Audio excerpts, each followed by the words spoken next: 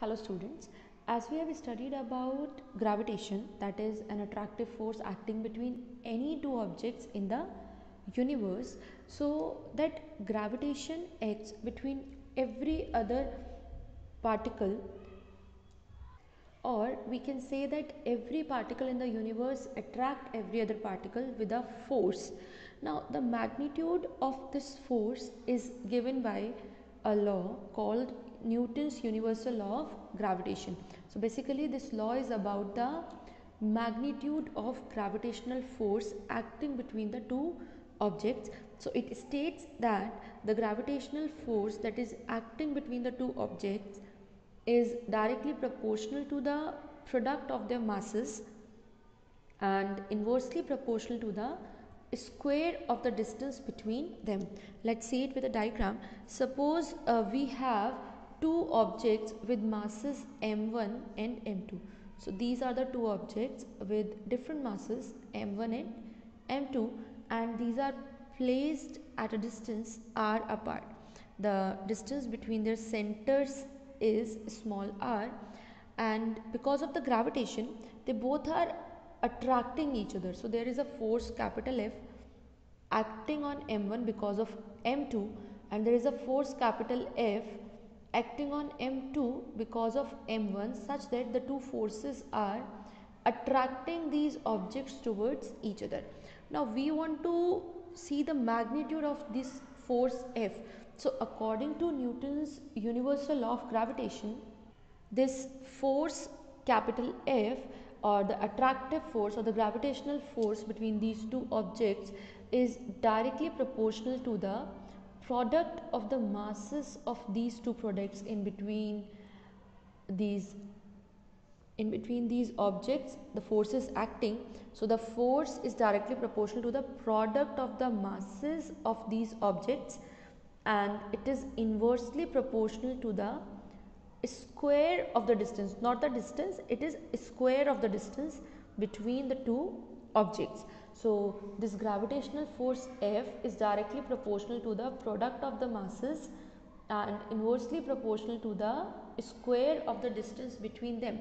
Now if we combine these two statements, we get F is proportional to m1 m2 upon r square, and if you want to remove this proportionality sign, we have to insert a proportionality constant, that is capital G, m1 m2 upon r square, and this constant capital G is called universal gravitational constant.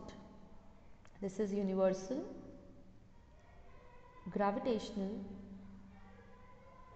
constant, and its value is 6.67 into 10 to the power minus 11 Newton meter square per kilogram square.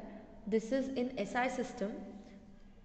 I am writing here, it is in SI system, and if you want to see in CGS system, then it will be 6.67 into 10 to the power minus 8 dyne centimeter square per gram square. This is in CGS system. So we can state this Newton's universal law of gravitation as that every particle in the universe attract every other particle with some force.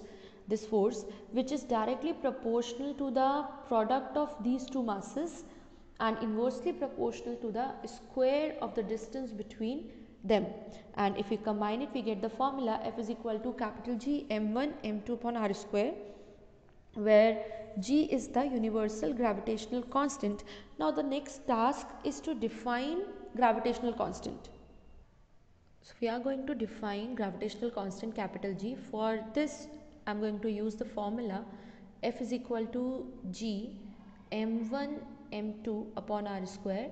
So let us consider that the masses that we have are unity, that means m1 is equal to m2 is equal to 1, and they are placed apart at a distance of unit, right? Means r is also equals to 1. So we have two objects with masses m1 m2 is equal to 1, and they are placed at a distance r which is also equal to 1. In such case, we can give this relation as F is equal to G.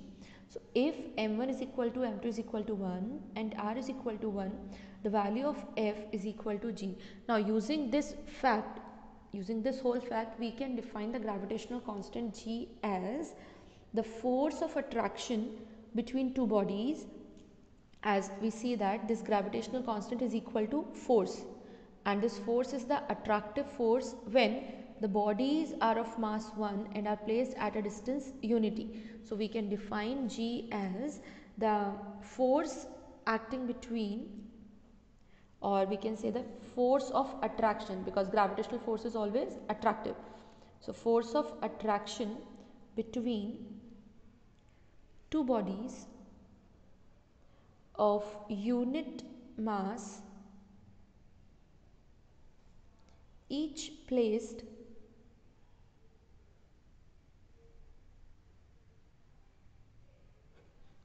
the two bodies that we are considering are of unit mass each and placed at a distance unity or at unit distance apart.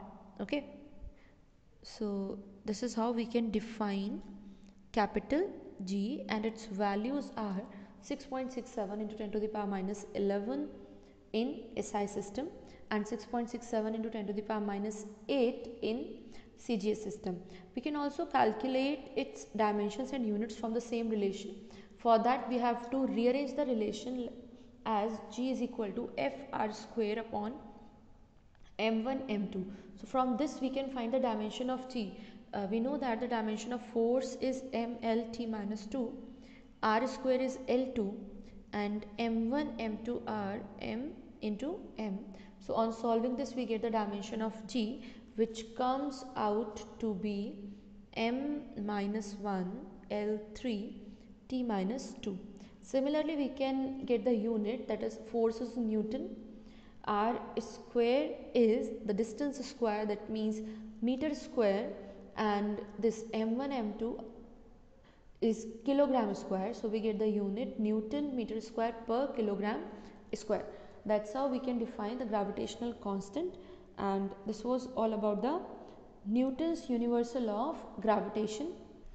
In next video, we will be studying about the vector form of this law of gravitation. So for that, stay tuned and keep studying. Thank you.